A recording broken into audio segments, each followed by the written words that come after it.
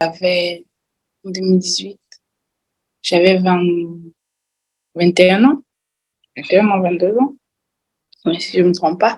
Donc, vous voyez, à cet âge-là, je pointais là la fleur à la bouche, disons que on a envie de faire quelque chose. C'est déjà, vous avez un problème d'âge. Moi, ça a été mon premier problème. Quand on te regarde, on se dit, bon, t'es qui toi en fait?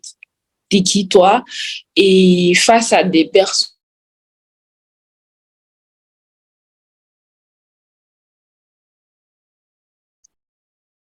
Nous avons perdu Madame Brali. Bon, en attendant, nous allons donner la parole à Madame Katia pour nous parler de ses défis, en attendant que Madame Brali revienne en ligne. Et nous avons également quelques questions dans le chat que nous allons bientôt poser à nos intervenantes. Mais Madame Katia, parlez-nous de vos défis et de comment vous arrivez en tout cas à les relever au quotidien.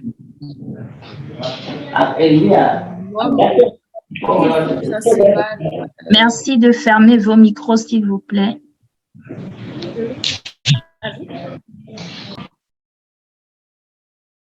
Allô? Je ne sais pas si vous m'entendez.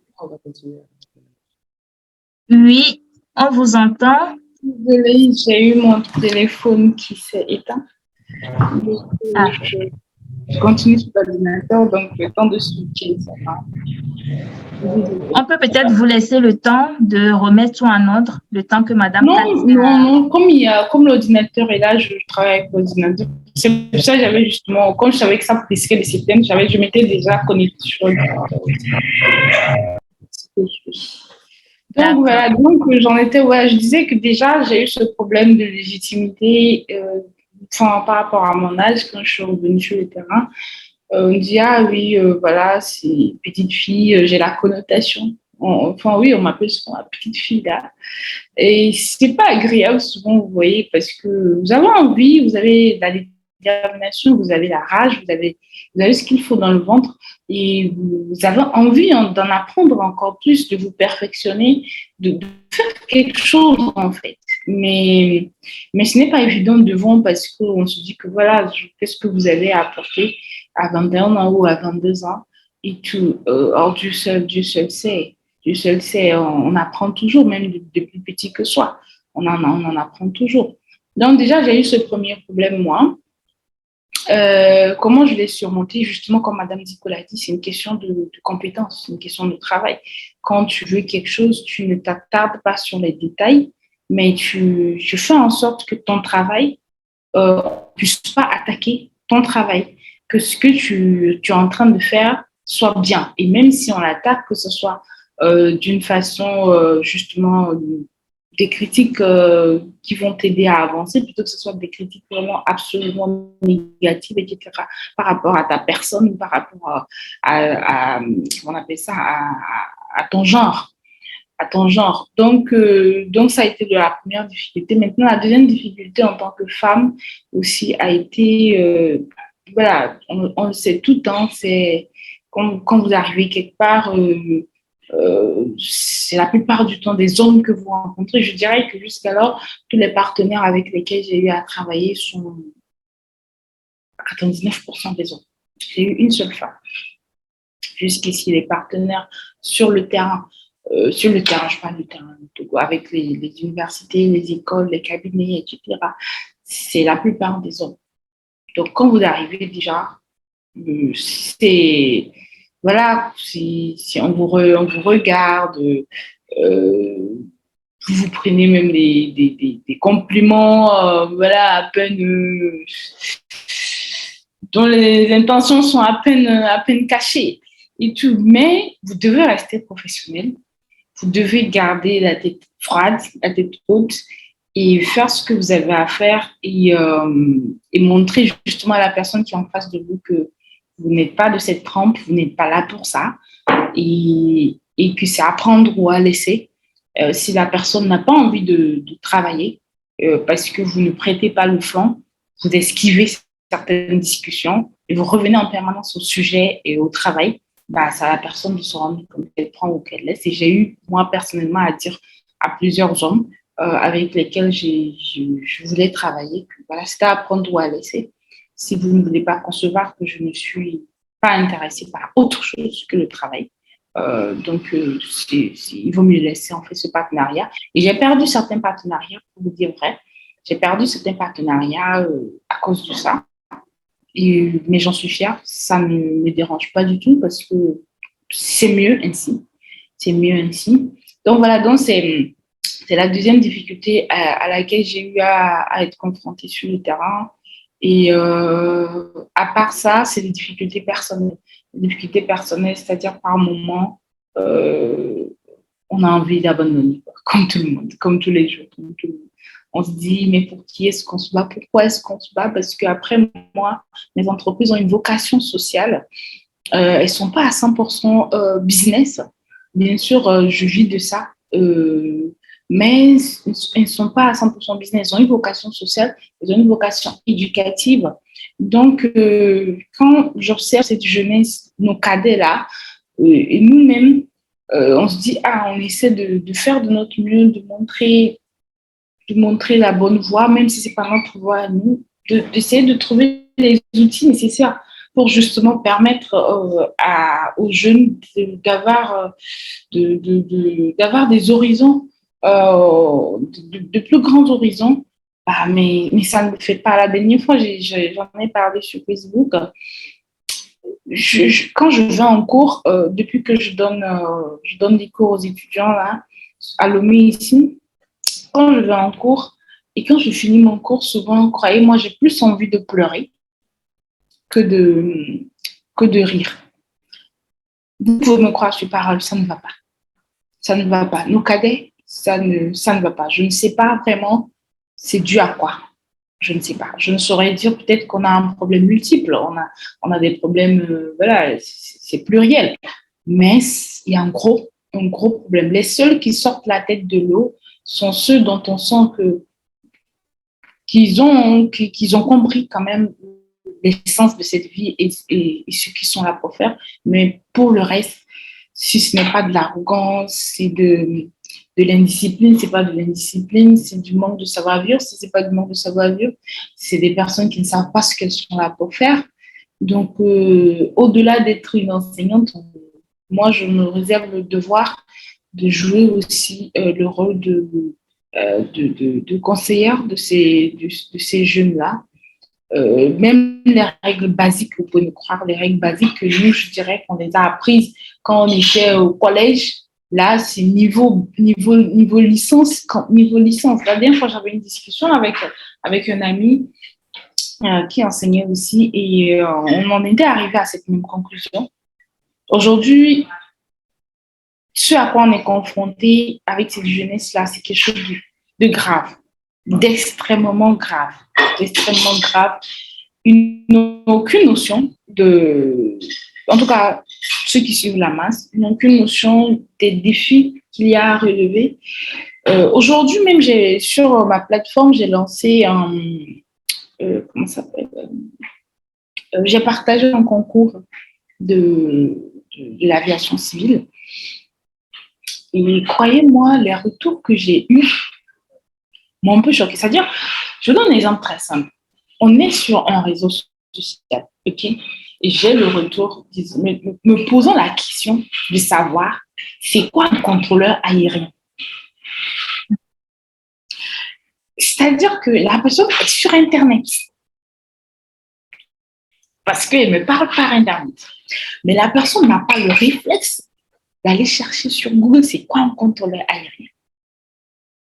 Cette facilité-là du tout mâcher et du tout cuit, mais je ne comprends pas. Déjà là, on fait l'effort de vous mettre tout à disposition. Mais là, maintenant, qu'on vous explique là, à chacun individuellement sur en quoi ça consiste. Mais la personne est sur Internet. Donc, quel usage, en fait, on en fait? C'est ça le problème. Est-ce qu'on est juste là pour regarder ce que les gens postent, etc. Ou bien est-ce qu'ils sont là quand même pour apprendre? Pour apprendre et pour voir, ah oui, ah, j'ai trouvé des choses, etc. Non, oui, Et chaque jour, ça me désole de plus en plus, mais on fait de notre mieux, mais ce n'est pas du tout évident. Donc, moi, c'est la dernière difficulté que je rencontre, elle est vraiment plus personnelle et plus morale, parce que je dirais que cette jeunesse donne envie d'abandonner, de ne pas se battre. Mais quand on regarde quand même qu'il y en a qui sortent la tête de l'eau, qu'il y en a qui apprennent, qu'il y en a qui ont envie d'apprendre, qui apprennent avec nous, parce que nous aussi, nous sommes en train d'apprendre de nos amis, qui veulent suivre le train des personnes qui ont soif d'en savoir plus, qui ont soif de se donner encore plus pour que demain soit meilleur qu'aujourd'hui. Ça fait quand même chaud au cœur, même si on n'en a qu'un seul avec lequel on chemine jusqu'au bout. Ça fait toujours chaud au cœur. Donc, en tant que femme, c'est juste ici, je pense, sont les défis auxquels je vais être confrontée. Peut-être qu'à force d'avancer dans mes différentes carrières, peut-être qu'il y aura d'autres défis qui vont s'ajouter. C'est pas peut-être, sûrement. Mais voilà, déjà dans le corps enseignant, là, dans certaines universités, je suis la seule femme. Je suis la seule femme dans certaines universités privées. Je suis la seule femme dans les parcours à demi-cours. Donc, à chaque fois que je rentre dans les salles, les étudiants ne savent même pas que c'est moi, en fait. Enfin, j'ai l'air aussi d'une étudiante de 19 ans. Donc, ils savent d'abord que j'ai habitué. Après, ils disent, ah, madame, excusez nous, on n'est pas habitué à voir. Il y a une personne qui m'a dit, excusez nous, on n'est pas habitué à voir des professeurs femmes. Voilà. Donc là, je déploie et à chaque fois, je leur dis, bah voilà, c'est le défi que vous avez à relever en tant qu'étudiante dans cette salle. C'est le défi que vous avez à relever. Que dans 10 ans, justement, la représentativité soit au point qu'on n'ait plus à s'étonner. Donc, ça m'étonne qu'aujourd'hui, des jeunes s'étonnent encore. Donc, bon, peut-être c'est mon jeune âge, je ne sais pas, mais quand même, je me dis que c'est un défi aussi à relever, leur dire que bah, on est dans un monde des possibles. On est dans un monde des possibles tant qu'on a la détermination et la volonté. Ça ne sera pas facile, mais voilà, on y arrive à force de coups de hache, je dirais. Donc voilà. Merci énormément pour cette intervention. On voit que les défis sont énormes, surtout des défis liés au système éducatif. Vous avez parlé des problèmes ou des insuffisances que vous rencontrez en tout cas parmi vos étudiants, et également ces stéréotypes liés aux enseignants enseignantes dans le système universitaire ou dans l'enseignement supérieur. Et je pense que c'est un des défis également que nos pays doivent relever. Et on voit quand même qu'au Togo aujourd'hui, les femmes occupent des postes de responsabilité. Quelqu'un l'avait mis dans le chat également. Également dans le gouvernement, on voit beaucoup de femmes. Déjà notre première ministre qui est femme. Et nous avons d'autres ministres également femmes. Et dans des entreprises aujourd'hui, on voit des femmes occuper des postes de responsabilité. On voit des femmes directrices, voilà, d'entreprises également. Et c'est à féliciter, c'est à encourager. Et nous pensons également que voilà, la génération actuelle suivra les pas. Nous allons laisser la parole à Madame Katia, qui va nous parler également de ces défis et de comment elle arrive à surmonter ces défis dans son quotidien. À vous la parole, Madame Katia. Alors, moi, je peux tout simplement dire que le plus gros défi que j'ai tous les jours, c'est de tenir et de ne pas flancher. Parce que c'est pas facile. J'ai de très, très grosses journées. Parce que le matin, par exemple, je me lève, j'ai ma première casquette de maman où je dois me préparer les enfants, les déposer à l'école. Après ça, je prends la casquette d'entrepreneur où je dois préparer les colis des commandes passées passées la veille. Ensuite, je dois les déposer. Après ça, je dois soit aller chercher la marchandise pour le magasin, soit directement aller ouvrir le magasin jusqu'à 19h où pendant tout ce laps de temps, je dois accueillir la clientèle avec le sourire, supporter les humeurs diverses des clients, parce que travailler en clientèle, je peux vous assurer que c'est loin, loin, loin d'être facile. On voit de tout, que ce soit les clientes gentilles avec qui on aime passer du temps, comme avec des clientes qui te méprisent, qui ont même mal de te dire bonjour, tout simplement.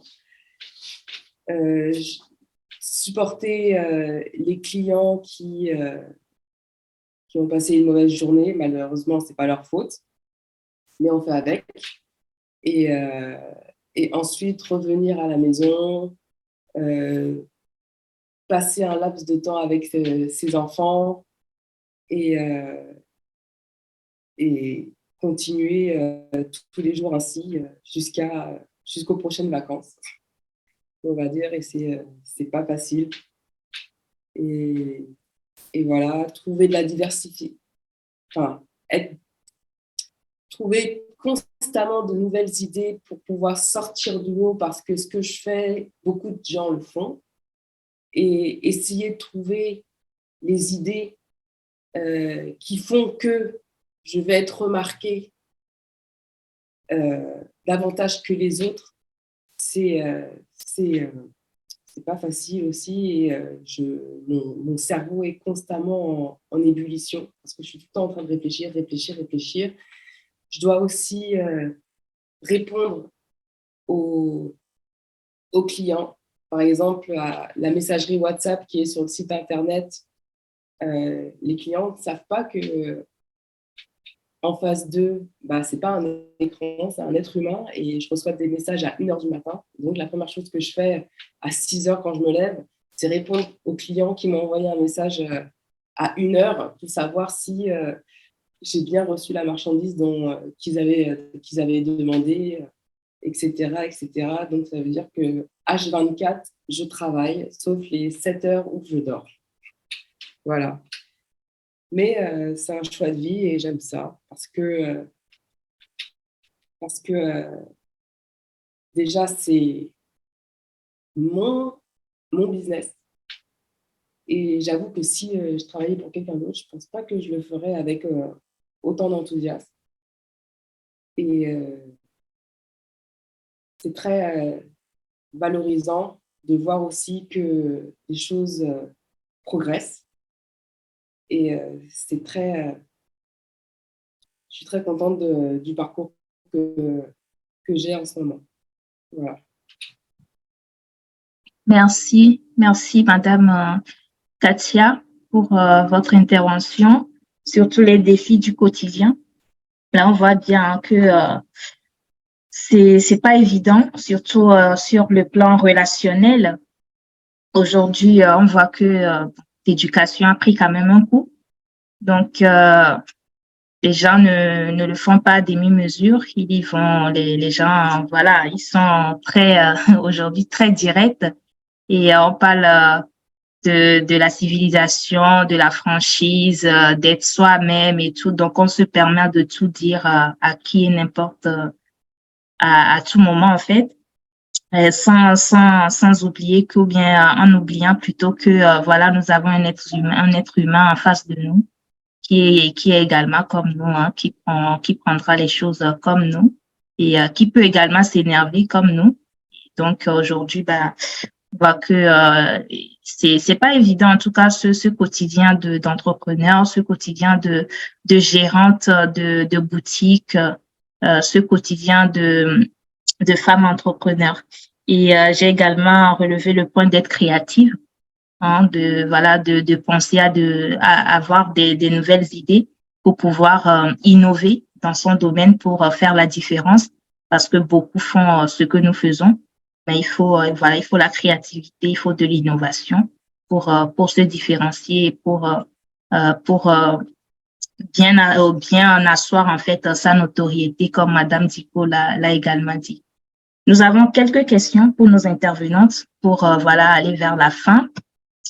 Nous avons une question pour Madame Dicko, mais avant d'aller à la question de Madame Dicko, moi j'avais une question quand elle parlait de leadership.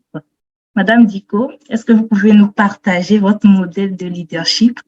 Quand vous parlez de modèle de leadership, à quoi faites-vous allusion? Voilà, qu'est-ce qu'on doit voir à travers ce modèle de leadership qui vous a permis quand même d'asseoir votre notoriété aujourd'hui dans le monde de l'optique, lunetterie. Parlez-nous de ce modèle de leadership. C'est vrai qu'au bout de 20 ans d'expérience, un peu plus de 20 ans, j'ai un modèle de leadership en fait que j'ai construit moi-même en fait avec le temps, que j'appelle FFD. Pour moi, un bon leadership, c'est former, c'est-à-dire être bien formé soi-même et savoir former son équipe. Fédérer, c'est-à-dire fédérer sa vision, partager ses objectifs et ensuite savoir déléguer ses pouvoirs. Pour moi, déjà un leader, c'est quelqu'un qui a une équipe derrière, d'accord? Ou alors qui pense en tout cas en avoir une demain, parce qu'on ne peut pas tout faire soi-même. Si aujourd'hui j'ai pu faire Bagan Magazine, c'est parce que justement j'ai appliqué ce modèle de leadership qui m'a permis de pouvoir, au bout d'un moment, déléguer certaines activités du magasin à certains piliers que j'ai formés, à certains piliers auxquels j'ai fédéré ma vision et à certains piliers auxquels j'ai pu déléguer mes pouvoirs, ce qui ne fait pas de moi un demi-patron. Je suis toujours patron de Cristal Optique. Pourquoi? Parce que c'est moi qui ai fédéré la vision. J'ai transmis les objectifs que j'avais pour mon entreprise, j'ai transmis ma vision avec mon équipe. En fait, j'ai fait tout ça en tenant même compte parfois de leurs avis pour pouvoir faire évoluer les choses.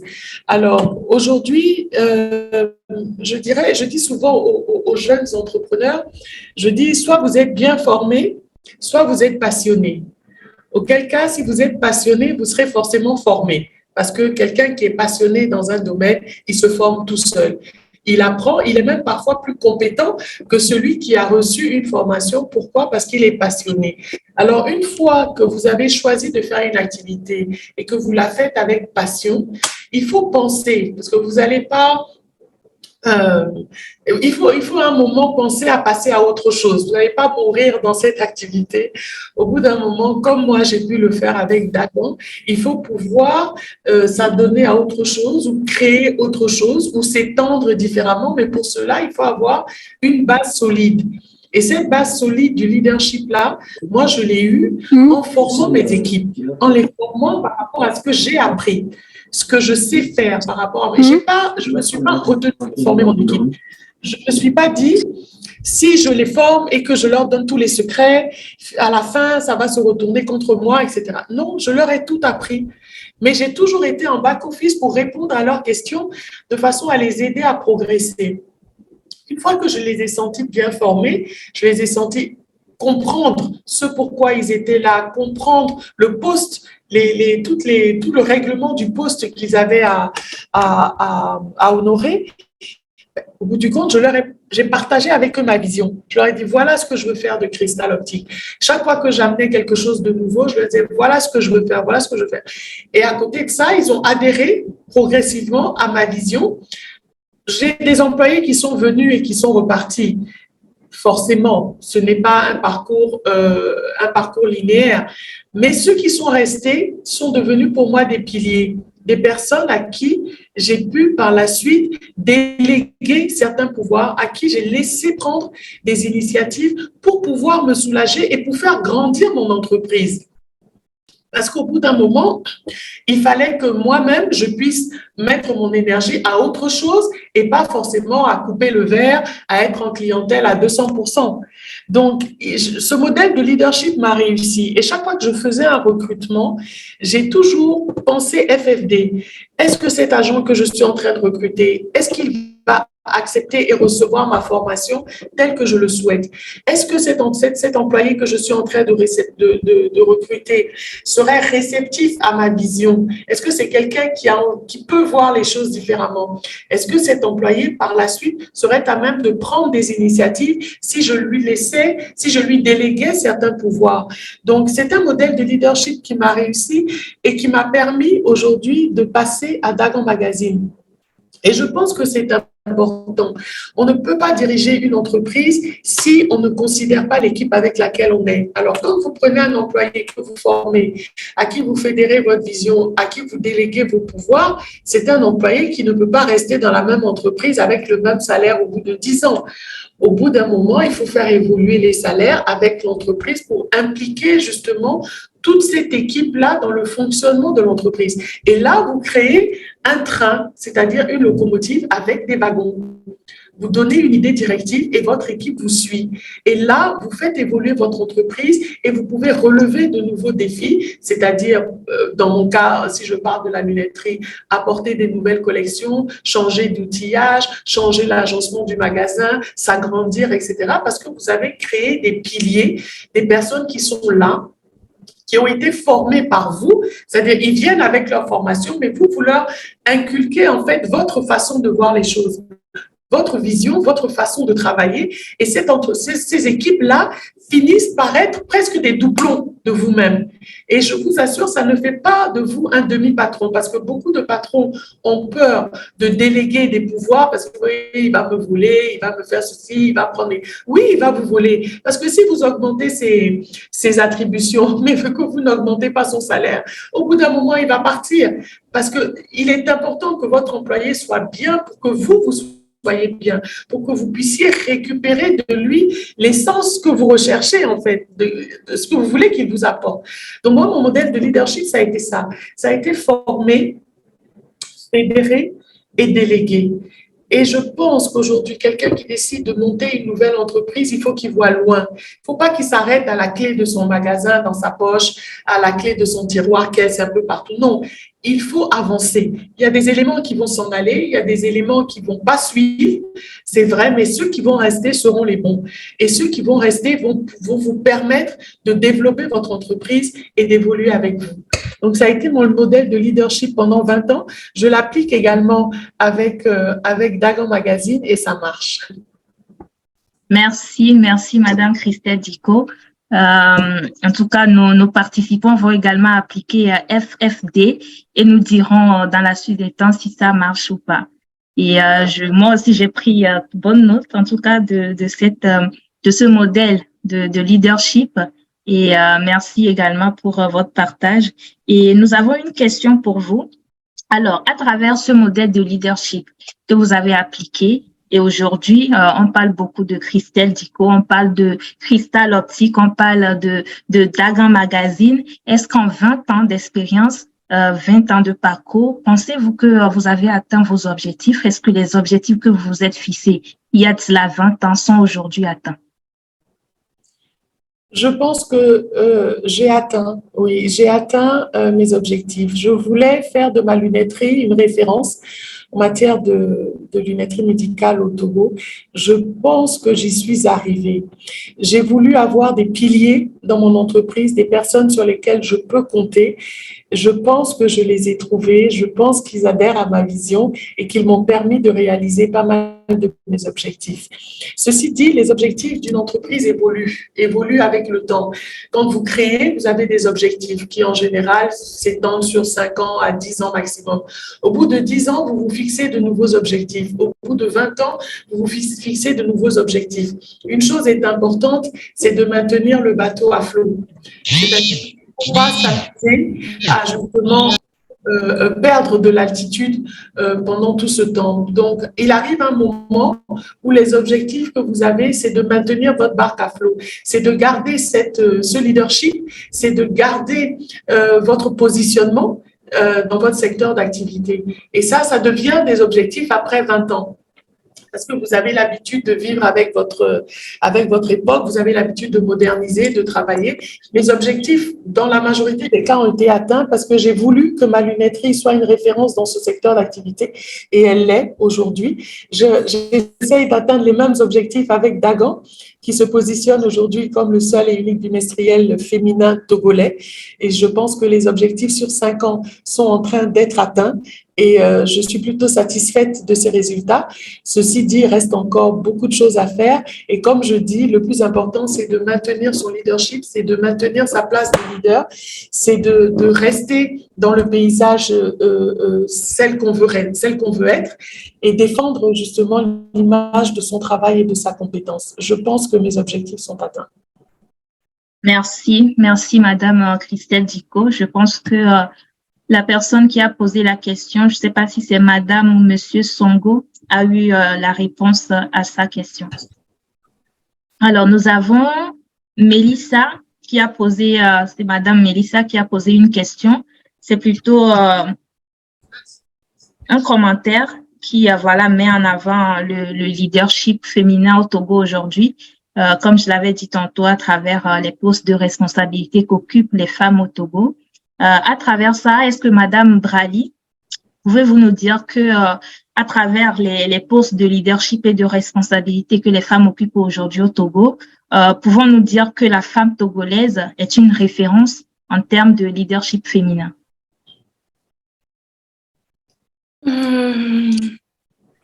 Je ne sais pas si j'ai la maîtrise à 100% du sujet dans sa globalité pour m'avancer, mais de mon point de vue qui est très, très, très, très subjectif, je précise, je pense quand même qu'au Togo, nous avons quand même de quoi être fiers. De quoi être fiers en ce sens que nous mettons en avant du mieux que nous pouvons, tant sur le digital que sur le terrain. Nous mettons en avant vraiment la femme, nos savoir-faire, nos visions, etc. Que ce soit sur le plan politique, que ce soit sur le plan entrepreneurial, que ce soit sur le plan éducatif aussi.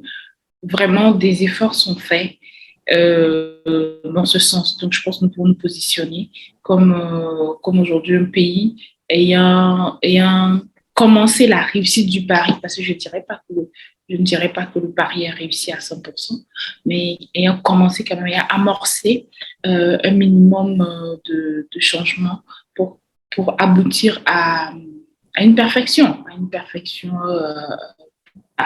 mais je répète, je n'ai pas la maîtrise de la sous-région, ce qui se passe, etc. Je suis limitée en termes de maîtrise du domaine. Je ne parle que de ce que je vois et de ce que je sais qui reste subjectif, comme je dis. Merci pour la réponse. Oui, c'est vrai que dans la sous-région, on n'a pas cette vue de manière globale sur ce qui se fait à travers le leadership féminin. Mais comme vous l'avez dit, on peut quand même affirmer que le Togo peut être un exemple à suivre dans la mise en valeur ou la mise en évidence des compétences des femmes. Nous avons une question sur le digital, l'autonomisation des femmes de Sarah Bandoga qui demande qui pose plutôt la question sur cette autonomisation auprès des plus âgés. Donc, comment autonomiser les dames plus âgées dans le domaine du digital? Parce qu'aujourd'hui, le digital est partout, on fait tout avec le digital, mais la génération d'avant, la génération ancienne n'a pas cette maîtrise du digital. Par quels moyens pouvons-nous les aider? Aujourd'hui, nous qui sommes exposés à ce digital, nous sommes quand même en partie formés à l'usage du digital. Par quels moyens pouvons-nous aider ces dames pour pouvoir les impuissancer dans l'usage du digital? Je vais laisser la parole à Madame Katia qui peut nous apporter quelques éléments de réponse sur comment nous pouvons aider les mamans. Vous nous avez dit tout à l'heure que votre entreprise, c'est en partie votre maman qui l'avait mis en place. Et aujourd'hui, vous avez mis le e-commerce en place pour pouvoir également élargir ce qu'elle a déjà fondé. Donc, ici, comment pensez-vous qu'on peut aider nos mamans, qu'on peut aider nos grands-mamans à s'autonomiser à travers le digital? Alors, Cette question tombe bien parce que j'ai une maman qui a aujourd'hui 74 ans et elle a le dernier iPhone à la mode, mais elle ne sait pas l'utiliser. Et, le truc, c'est que les aider, il faut d'abord qu'ils le veuillent parce que c'est très dur pour eux. C'est très dur parce que c'est le choc des cultures, c'est le yin et le yang, c'est le pôle nord et c'est le pôle sud. Et nous, on est l'Équateur. Et vraiment, les aider, il faut vraiment constamment leur montrer et vraiment être patient avec eux. Je sais que ma mère, par exemple, elle ne veut pas lâcher ses chéquiers. Elle est constamment en train de faire des chèques, payer ses fournisseurs avec ses chèques, alors que je sais que mes enfants, demain, ils ne sauront même pas ce que c'est un chèque. Ils feront directement des virements bancaires d'une banque à une autre, d'un ami à un ami. Et c'est comme ça. Mais c'est vrai qu'il faut qu'ils le veuillent parce que ma mère, je sais que son chèque, elle ne veut pas le laisser tomber. Et surtout, elle ne veut pas admettre qu'elle ne comprend pas la nouvelle technologie. Et tant qu'elle ne l'admettra pas, et tant qu'elle ne voudra pas se poser et vraiment se mettre à fond dessus, bah, je sais pertinemment qu'elle n'y arrivera pas. Mais tous les jours, j'essaye de lui montrer comment faire un virement, comment même les notes vocales WhatsApp, ça a été la croix et la bannière, mais aujourd'hui, elle y arrive. Ça, WhatsApp, elle y arrive, elle est vraiment à fond dedans et tous les jours, elle me dit « Hey Katia, regarde ce que j'ai fait aujourd'hui !» Mais petit à petit, comme quoi, rien n'est insurmontable, petit à petit, elle y arrive et je pense que toutes les personnes âgées, c'est pareil. Mon père, lui, ça a été plus rapide parce que c'était sa distraction première. Il était à la retraite depuis ses 55 ans. Et tous les jours, il était sur l'ordinateur et tous les jours, il m'appelait « Katia, viens montrer comment on fait ci, comment on fait ça ». Et finalement, il y arrivait. Et comme quoi, quand on veut, on peut. Et à n'importe quel âge, c'est permis d'apprendre. Voilà. Merci beaucoup. Merci. Madame Christelle Dicot, avez-vous quelque chose à ajouter? Par rapport aux personnes âgées et le digital. Oui. Alors, si on veut prendre le cas du Togo, je pense qu'il y a beaucoup d'efforts déjà qui ont été faits pour que les connexions Internet arrivent dans les milieux urbains. Et ça, je félicite nos compagnies de téléphone. C'est pas toujours évident, mais cela se fait. Moi, je sens de la volonté, effectivement, de la part de certaines personnes âgées ou carrément une réfraction totale. Ils veulent pas en entendre parler, c'est pas leur époque, ils veulent pas savoir. Mais pour ma part, je pense qu'il y a beaucoup de choses qui les interpellent et qui leur donnent envie de venir. Maintenant, moi, ce que j'aurais aimé, c'est que peut-être que certaines ONG fassent des campagnes de sensibilisation pour justement montrer aux personnes âgées, surtout celles qui sont encore en activité, qui ont par exemple un petit commerce, une petite activité, qu'on leur montre que ça peut être intéressant de communiquer via les réseaux et les former peut-être un peu dans ce sens. Parce que je pense parfois qu'il y en a qui veulent mais qui ne savent pas vraiment et qui ne comprennent pas l'utilité professionnelle de ces réseaux-là. Et lorsqu'elles seront à même de comprendre comment ça fonctionne, de savoir qu'avec ça, elles peuvent par exemple communiquer plus facilement avec leurs grossistes à l'intérieur du pays ou qu'elles pourront plus facilement envoyer des messages au lieu de tout le temps téléphoner avec le téléphone de dernière génération, enfin, de vieille génération, elles comprendront qu'il y a quelque chose à faire, elles en comprendront l'intérêt. Je pense qu'aujourd'hui, on a trop mis l'accent sur le fait que le digital est ludique. Donc, ça ne donne pas vraiment envie aux personnes âgées de s'y mettre. Mais je pense que si on fait des campagnes de sensibilisation, vu qu'aujourd'hui, on peut dire qu'on a un réseau Internet qui est pas mal couvert. Si on fait des campagnes et qu'on leur explique la puissance du digital, elles pourront s'y mettre. Donc, moi, je parle de personnes âgées, je mets également toutes les personnes analphabètes qui n'ont pas eu justement de formation dans ce sens et qui pourraient comprendre que ça peut être un très bon outil pour accélérer leur chiffre d'affaires, par exemple. Pourquoi pas? Donc, je pense qu'on peut les sensibiliser, on peut leur expliquer que ce n'est pas seulement ludique et que ça peut apporter beaucoup. Ils peuvent se documenter là-dessus. Mais je pense que c'est un problème d'information, un problème de sensibilisation. Et ils n'aimeraient pas avoir l'air de jeunes, comment je peux dire, de jeunes naïfs devant les réseaux, à ne pas trop comprendre. Ça les déstabiliserait peut-être un peu. Il faut réussir à les rassurer. Il faut réussir à leur dire que, par exemple, en se connectant, ils peuvent apprendre beaucoup de choses sur leurs problèmes de santé. Par exemple, ils peuvent connaître beaucoup de choses. Et pour les personnes qui ne sont pas forcément lettrées, leur apprendre les rudiments du fonctionnement de ces outils-là pour qu'elles comprennent que ça peut jouer un rôle dans leur commerce ou dans leurs activités. Voilà. Donc, pour ma part, il y a des choses à faire. Il y a des choses à faire pour amener les personnes âgées à vivre avec leur époque. Ce n'est pas impossible, même s'ils sont parfois très réfractaires, je suis d'accord avec Katia, mais on peut mener des campagnes dans ce sens pour les sensibiliser et leur en montrer toute l'utilité et la performance.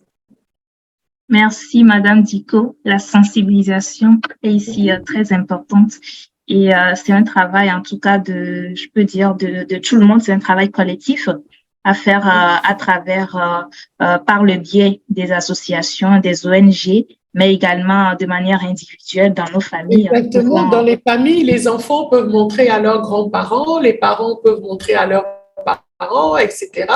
Et puis leur montrer que, bon, voilà, ils ont un intérêt, en fait, à utiliser le digital. Oui.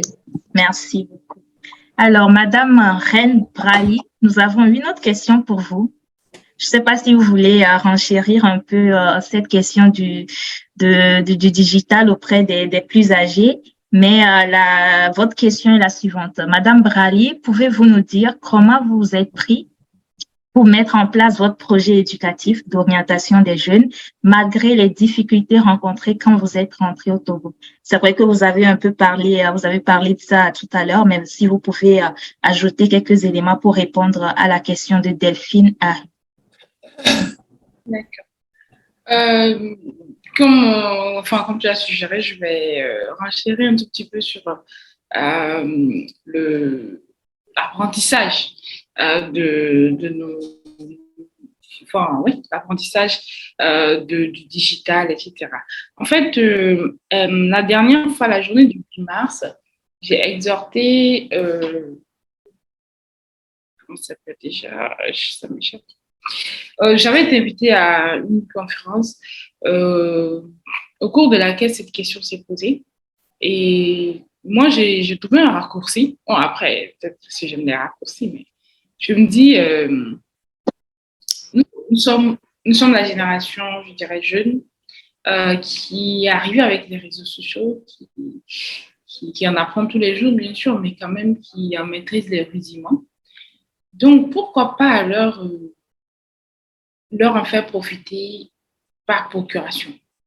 Par procuration, c'est-à-dire qu'on a aujourd'hui des jeunes filles dont les mamans ont des activités générateurs de revenus. Si la maman est réticente et qui s'apprend plus de temps, au lieu d'attendre qu'elle prenne 2 ans, 3 ans à apprendre comment manipuler son outil pour mieux vendre son activité, pourquoi pas nous le faire pour elle? C'est-à-dire qu'à travers nous, qu'elle puisse vendre aux 4 coins du monde. Parce que nous maîtrisons et c'est plus rapide. Pendant que nous nous montrons, nous ne perdons pas de temps à attendre qu'elle maîtrise pour qu'elle le fasse elle-même. Nous-mêmes le faisons. C'est en ce sens que je suis admirative de Madame Gali, en ce sens que ça m'aide à commencer quelque chose. Aujourd'hui, qu'elle termine, mais qu'elle a amené à un niveau supérieur. Un niveau supérieur que sa mère n'avait pas forcément vu quand elle a commencé. Il y a un niveau où sa mère ne c'est pas que ça allait arriver. Comme Madame Galil a dit, TikTok a propulsé son activité. Et je ne pense pas qu'aujourd'hui, sa maman puisse à 100% comprendre les tenants et les aboutissants de comment est-ce que ça se passe. Mais je pense qu'elle est très fière de ce que Togo Exotique est devenu grâce aux réseaux sociaux. Donc, je pense qu'aujourd'hui,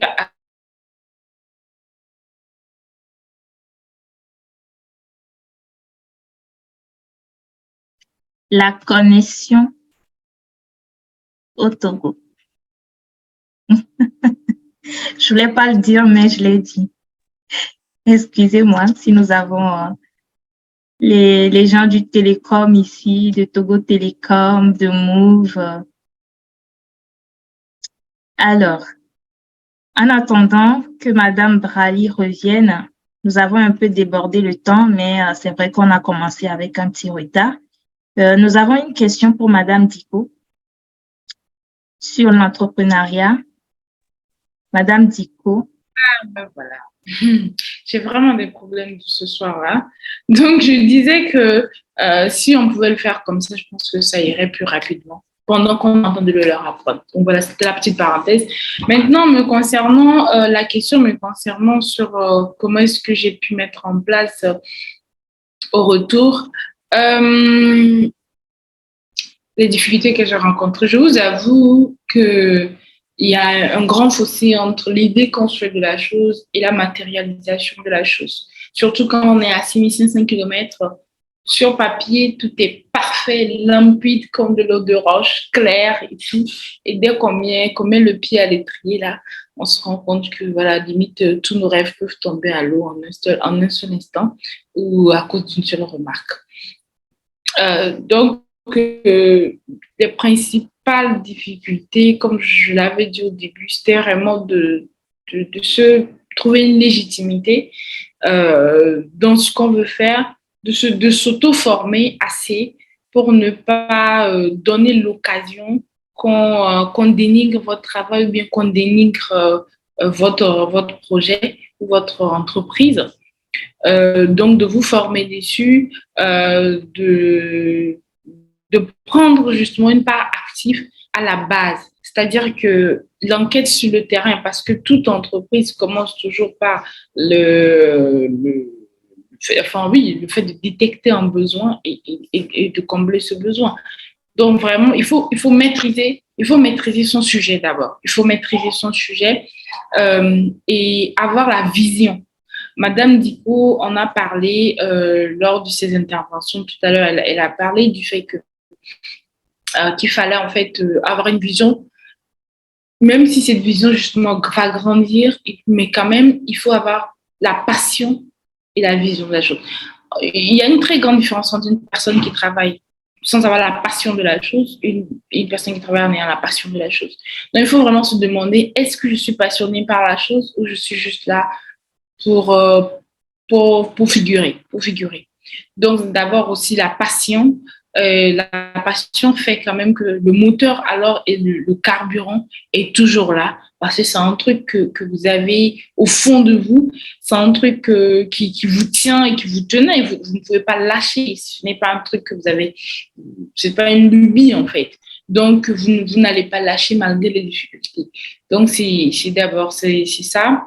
Et après, quand on n'est pas resté dans un environnement pour monter la chose directement et quand on exporte, on s'exporte soi-même pour mettre en place la chose, moi, ce que je ne savais pas, c'est justement qu'il fallait très tôt que je me dise que les choses ne vont pas se passer comme prévu. C'est ça, en fait, dans la tête. Se dire directement que ce que j'ai mis sur papier là, se le marteler en fait que ça ne sera pas ainsi. Comme ça, le choc sera moins fort.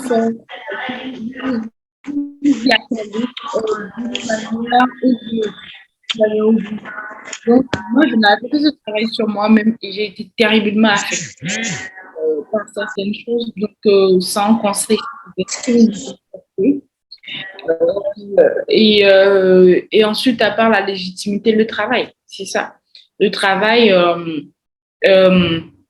sur le terrain, faire ses preuves, accepter les critiques, parce que vraiment, ce n'est pas facile de se faire critiquer. De se faire critiquer et d'arriver de se rendre compte que, ah oui, voilà, il y a telle chose qu'on n'avait pas bien faite et il fallait changer de direction, ou etc., etc. Il faut accepter les critiques qui font certes mal.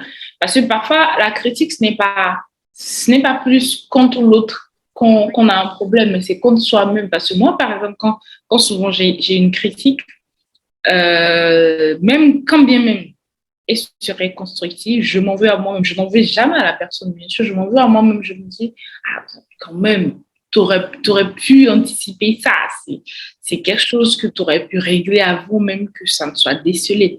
Donc, peut-être que c'est parce que je suis perfectionniste, mais même là, c'est avoir l'esprit ouvert aux critiques, ne pas s'auto-flageller. Moi, j'ai dû travailler dessus. Ça n'a pas été facile. J'ai dû travailler dessus. Lorsque quelque chose ne marche pas, se dire que bah, voilà, toute œuvre humaine est imparfaite, en fait, toute œuvre humaine est imparfaite, et ne pas se dire que non, il faut à 100% que ce soit parfait. Bah, commence avec tes moyens de bord et le peu, la passion et la vision que tu as. Et voilà, ça va évoluer. Moi, il y a 5 ans, je n'aurais pas pensé qu'aujourd'hui, je mettrais en place finalement une plateforme, parce que je vous le dis, moi, j'ai commencé en me disant je vais travailler uniquement sur le terrain. Mais la digitalisation de la chose s'est imposée toute seule. Donc, la vision a grandi, et en grandissant, elle s'est enrichie. Et en s'enrichissant, voilà, elle est venue aussi avec son lot de modernité à apporter.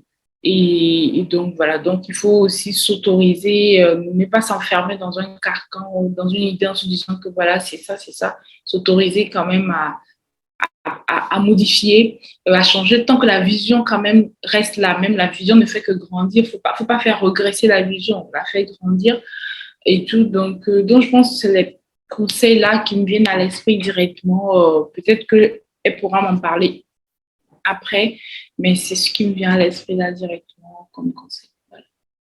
Merci beaucoup, Madame Brali. Merci à toutes nos intervenantes pour vos interventions et également pour les réponses aux questions. Juste une dernière question pour terminer à Madame Dicko. Quel conseil pouvez-vous donner à une jeune femme qui veut entreprendre aujourd'hui? Qu'est-ce que cette femme doit considérer, ou cette personne, parce que bon, nous avons aussi des hommes avec nous ce soir, quelle base cette personne doit considérer avant de pouvoir se lancer ou avant d'entreprendre?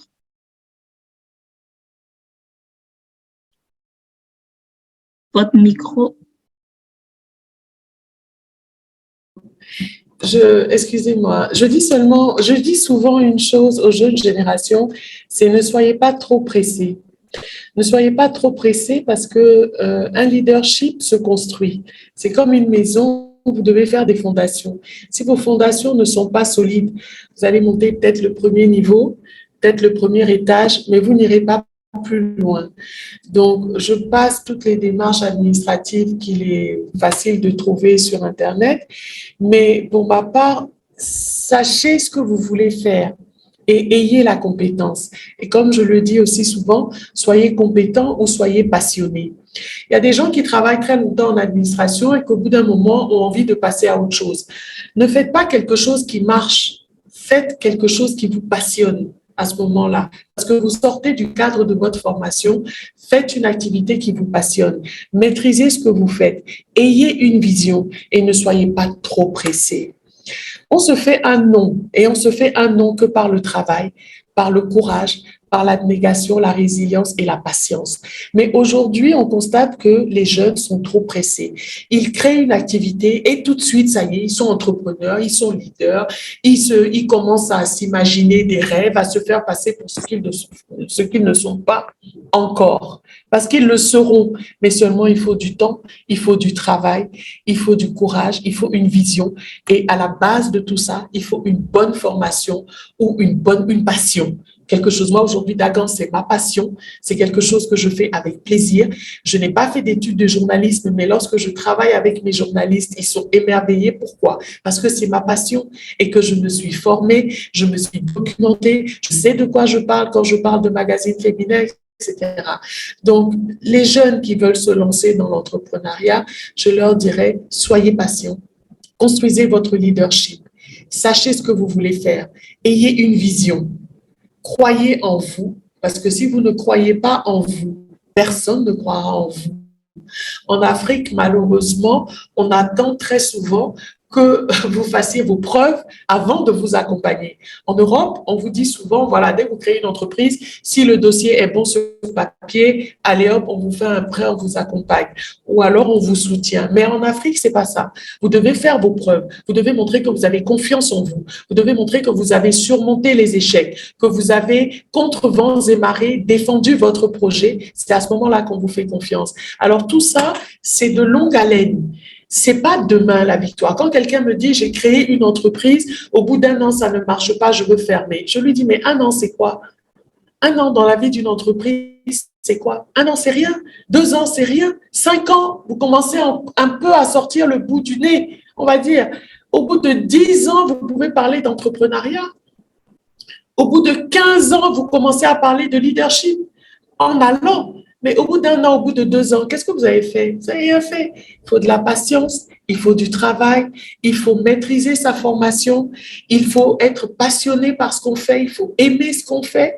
Et petit à petit, vous construirez votre leadership. Si j'ai un conseil vraiment à donner à cette jeune génération, ne vous faites pas aveugler par les paillettes de la vie virtuelle que vous voyez. Restez réaliste. Croyez en vous-même, croyez en votre projet et foncez en ne comptant que sur vous-même et par la suite sur vos équipes que vous aurez formées, fédérées et déléguées. Merci énormément, Madame Diko. Il faut croire en soi-même, il faut avoir un rêve, une vision et poursuivre cette vision, travailler dur pour voilà l'atteindre. Rester également réaliste parce qu'aujourd'hui, oui, à travers les réseaux sociaux, voilà, on voit des vies de rêve, mais voilà, il faut être réaliste. Il faut voir la réalité en face. Et également, ce point que vous avez soulevé est très important, la diversité ou la différence qui existe entre les environnements de travail en Europe comme en Afrique. L'accompagnement qui vient de l'autre côté après avoir fait ses preuves et ici voilà l'accompagnement qui peut arriver ou bien qui peut venir directement avec le projet. Donc il faut tenir compte également des contextes dans lesquels nous sommes pour pouvoir faire avancer nos idées et les rendre réalisables. Merci énormément. Nous tendons vers la fin. Et parlant de leadership, j'ai été commissionnée pour vous parler ou bien pour vous annoncer en tout cas une formation de leadership qui aura lieu le 8 avril. Pour ceux qui sont à Roubaix, même si vous êtes à Paris, à Lille, n'hésitez pas à participer. Et la formation sera également accessible en ligne. Donc, n'hésitez pas, vous pouvez m'écrire après ce live pour avoir les informations là-dessus. Nous avons également le forum de Lomé qui aura lieu du 20 au 22 avril prochain à Lomé. C'est un forum qui parlera de la formation professionnelle des jeunes et je pense que Madame Reine Brali sera très intéressant. En tout cas, cette formation, bien ce forum vous intéressera. Donc, je demanderai à Nicolas Tango, qui est le coordonnateur du forum, de prendre la tâche avec vous pour vous donner plus de détails sur ce forum et pourquoi pas avec Madame Christelle Diko également, qui est également sur place pour ce forum de formation professionnelle, parce qu'aujourd'hui, nous voulons avoir aussi des opticiennes comme vous au Togo, en Afrique de manière générale. Donc, ça passera également par la formation professionnelle. Nous remercions également Madame Katia pour sa présence ici et nous saluons indirectement maman de Madame Katia, qui a su inculquer son leadership à sa fille que nous avons ici aujourd'hui. Et nous espérons avoir Maman Katia dans la suite des temps qui va nous parler de son expérience, comment elle a fait pour mettre en place Togo Exotique à Paris. En tout cas, quand nous passerons par Paris, nous ferons un crochet dans votre magasin pour payer. Donc, n'hésitez pas également à payer, à faire vos courses en ligne sur le e-commerce de Togo Exotique si vous voulez manger à Imolu, si vous voulez manger voilà des wangash, je sais pas quoi, du com, du foufou. Donc, n'hésitez pas à prendre part à cela. Merci beaucoup. Merci pour votre présence ici. Nous saluons tous les délégués pays qui sont ici présents. Nous saluons les équipes, les bureaux, des délégués pays dans le monde entier. Merci, chers collègues, pour votre présence ici. Merci à tous nos participants. Merci spécialement à nos responsables du ministère des Affaires étrangères, de l'intégration régionale et des Togolais de l'extérieur qui ont également participé à ce live. Nous saluons le personnel de l'ambassade du Togo à Paris, qui sont ici également parmi nous. Nous saluons tous nos participants, toutes nos participantes, parce qu'on met en valeur la femme. Merci, grand merci à nos invités. N'hésitez pas à suivre les activités du HCTE sur nos réseaux sociaux HCTE France. Donc, n'hésitez pas, je vais demander à Madame Pegli de mettre les réseaux sociaux du HCTE ici. Si vous êtes en France, vous êtes togolais, nous avons un groupe WhatsApp pour voilà échanger en togolais, pour parler également de nos projets, mettre en lumière les initiatives des Togolais de l'extérieur. Donc, n'hésitez pas à prendre attache avec nous. Vous allez intégrer ce groupe dans lequel nous discutons et également nous essayons en tout cas de parler des entrepreneurs, de ce que nous faisons ici et en France et également pour se mobiliser ensemble pour participer au développement local du Togo. Merci pour votre présence ici ce soir. Cette édition est la première, mais ne sera pas la dernière. Nous vous inviterons pour les prochaines séances, les prochains lives pour parler de la femme africaine. Parce que je vais pas dire femme togolaise parce qu'on veut l'élargir à la femme africaine et pourquoi pas encore d'autres horizons. Merci énormément. Je vous souhaite une très bonne soirée et à la prochaine. Merci.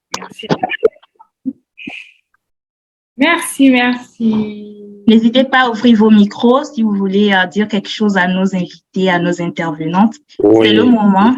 Merci beaucoup. Merci beaucoup. Merci à Les vous femmes du également. Proverbe 31, les femmes du Proverbe 31, les battantes, les fortes, les puissantes, allez de l'avant. Merci. Je vous montre ma tête. Merci. Voilà. Ça fait plaisir. Que Dieu vous bénisse tous et à très bientôt. Merci. Merci la modératrice de feu. Merci, c'est gentil. En tout cas, je Merci beaucoup.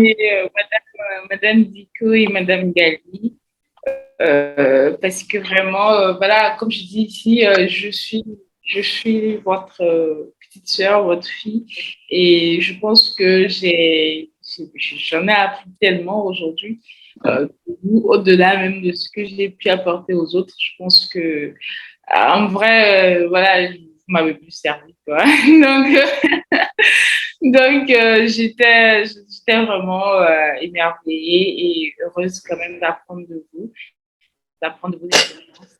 Je ne sais pas quoi dire à part vos conseils, votre disponibilité, votre partage et vraiment dans l'espoir qu'on se retrouve sous d'autres cieux et dans l'espoir qu'on puisse marcher dans nos pas, même en fait, dans nos domaines, dans l'espoir qu'on puisse s'affirmer comme vous avez pu le faire. Merci beaucoup à vous toutes. Merci à Zita. Merci au comité. Merci à tout le monde pour l'opportunité. Merci pour le travail abattu. Merci beaucoup. Madame Christelle, vous voulez nous dire quelque chose? Félicitations à vous. Vous l'avez fait, vous l'avez réussi. Je suis très contente d'avoir participé, d'avoir pu échanger avec vous. Vous êtes une équipe que j'admire. Depuis la première fois où je vous ai rencontré, je trouve que vous faites un travail formidable. Je vous vraiment soutiens, même de loin. Et je vous promets, chaque fois que je passerai à Paris, je vous ferai un petit coucou.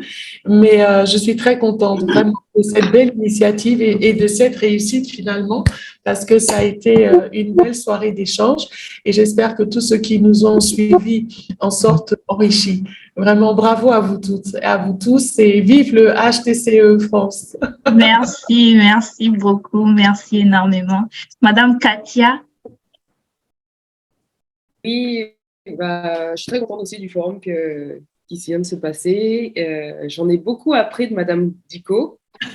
Elle m'a même... elle a pris toute l'inspiration que j'avais. On dirait qu'elle était connectée à moi parce que tout ce qu'elle a dit, c'est vraiment tout ce que je pensais. Et au final, j'étais là, je me suis dit, mais Madame Dico a tout dit, donc... C'est l'expérience. Exactement. Mais j'en ai appris beaucoup de vous également aujourd'hui. Merci beaucoup. Merci Katia. Katia, si je me permets, j'ai bien entendu que votre maman est une Dagan, d'accord? En fait, j'avais fait la couverture de sa sœur, Training Chantal, ma mère. Ah, il n'y a pas longtemps, d'accord, ok. Ben, écoutez, la prochaine fois que je passe à Paris, j'aimerais bien la rencontrer, ce sera avec plaisir. Ah, ma mère? Oui, bien sûr, c'est une Dagan. Ah oui, il faut lui dire que Dagan Magazine à Lomé la cherche et que la prochaine fois, je me ferai un plaisir d'échanger un peu avec elle. Vraiment. Pas de souci. J'ai admiré son parcours. On a plus de chances de la trouver à Lomé. C'est vrai? Ah, ben je vais commencer déjà à la traquer alors. Ça, c'est l'afterlife. Ouais. Merci à vous. J'avais justement pensé à ça. Je me suis dit, ah oui, c'est une Dagan, donc on pourrait bien faire l'affaire de Madame Dico. Ah ben voilà, c'est ça. Mais j'ai les antennes pour les Dagans, je les rate pas. Voilà. Merci beaucoup. Merci. Je ne sais pas si quelqu'un veut intervenir. N'hésitez pas. J'ai vu Delphine Harley qui a levé la main. Si vous permettez, j'aimerais aussi intervenir. Oui, allez-y. Voilà, donc je suis Bernice Edry, je suis étudiante en médecine. Je suis résidente à Lomé actuellement, donc j'ai été vraiment ravie d'avoir le lien par la page Instagram de Madame Reine. J'ai eu la chance de la rencontrer ici il y a, je pense, 5 ans avec Diada Africa, qui est une entreprise sociale qui aide également les jeunes côté leadership. Et donc, c'est vraiment inspirant d'avoir ce genre de partage avec vous, nos aînés, et pouvoir également inculquer, bien, comment dire, mettre en pratique ces conseils-là pour nous, et aussi développer surtout le côté leadership, le côté branding en ligne. C'est vraiment très important parce qu'actuellement, il y a le phénomène de harcèlement en ligne aussi qui sévit. Et si on ne sait pas comment gérer nos comptes, nos réseaux sociaux, c'est vraiment un problème pour nous, les jeunes filles actuellement. Donc, vraiment, merci beaucoup pour votre partage. C'est vraiment inspirant. Et aussi, Madame Christelle, moi, je suis en médecine, donc je vous considère déjà comme un modèle pour moi. Et donc, j'espère pouvoir un jour aussi arriver à ce niveau-là.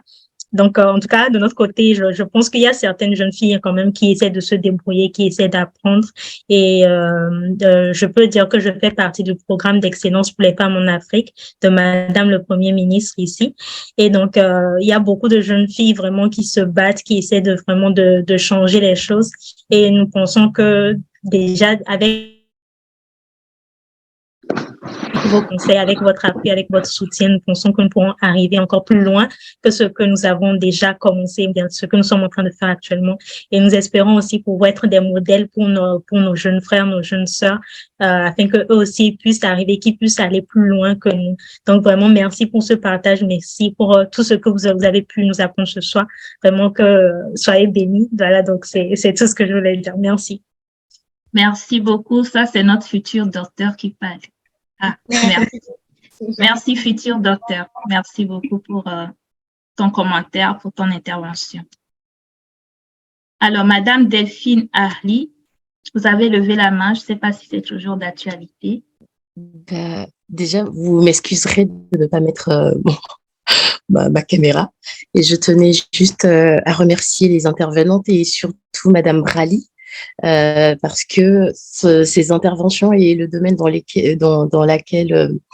lequel elle évolue me parle beaucoup parce que sans trop dire, c'est un des projets que j'étais en train d'écrire actuellement, sans savoir que c'est déjà mis en place, et j'ai fait des recherches et j'ai vu que le gouvernement aussi a mis en place une plateforme pour pouvoir accompagner les jeunes, mais ce n'est pas pour autant visible près des personnes qui en ont besoin, parce que j'ai fait beaucoup de recherches avant de tomber sur cette page-là et voir que le projet que je suis en train de rédigé en quelque sorte est déjà mis en place. Et ça fait quand même plaisir. Et j'ai essayé de vous ajouter sur LinkedIn pour continuer la discussion vu qu'on a débordé un peu le temps. Madame Christelle, je voulais dire un sincère merci parce que je vous vois de loin depuis un moment. J'ai essayé de vous chercher sur les réseaux depuis longtemps et comme vous l'avez dit, j'ai pas pu vous trouver. J'ai pu trouver que la page de Cristal Optique. Et donc, par le biais de ce forum, je voulais vous dire merci pour vos interventions. Elles étaient succinctes et précises. Elles nous ont beaucoup apporté. Et au HCTE, c'est surtout pour ça que j'ai voulu prendre la parole. Zita et Madame Peggy doivent peut-être le savoir, je suis parmi celles qui sont réticentes un tout petit peu à la chose. Et ce soir, malgré le fait que je suis rentrée du travail, je me suis dit, OK, j'ai vu des intervenantes qui sont de haut standing, je peux le dire comme ça. Et je me suis dit, ça c'est intéressant. Et des actions comme ça, bravo de le mettre en place. Et je vous dis en quelque sorte que je serai toujours présente à vos futurs forums quand ce sera ainsi organisé, et chapeau parce que le travail abattu est énorme et pour ramener des personnes comme nous qui sommes réticentes à la chose, félicitations et du courage pour la suite. Je ne vais pas prendre trop de temps vu qu'il se fait un peu tard et je vais juste remercier tout un chacun pour le rapport. Merci. Bonne soirée. Merci Delphine, sois la bienvenue, en tout cas dans la famille du HCTV France. On va continuer sur LinkedIn, je vais accepter son invitation et je pense qu'on évolue dans le même domaine. D'accord, merci. Il y a Madame Arefa qui a levé la main. Madame Arefa, vous avez la parole.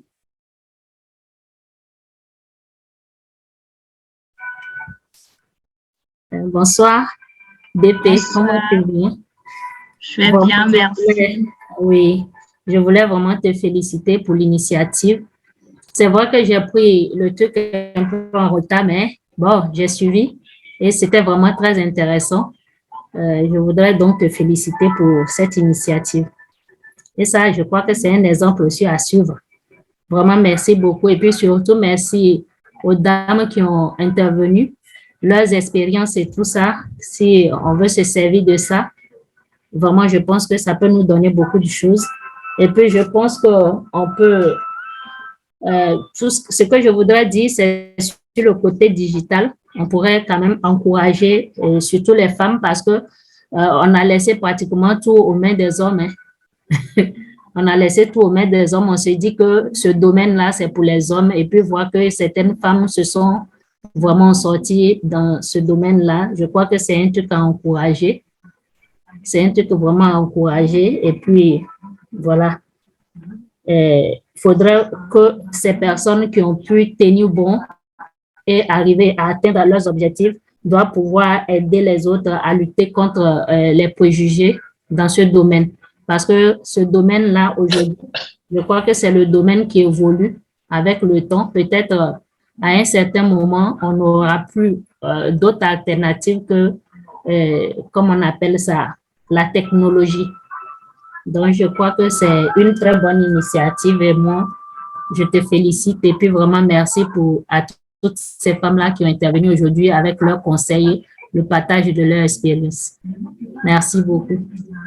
Merci beaucoup, Madame Arefa. Merci en tout cas à l'équipe du HCTE France qui a organisé cet événement. Et encore merci à nos intervenantes. Madame Arefa est la déléguée pays, l'une des déléguées pays de la Côte d'Ivoire.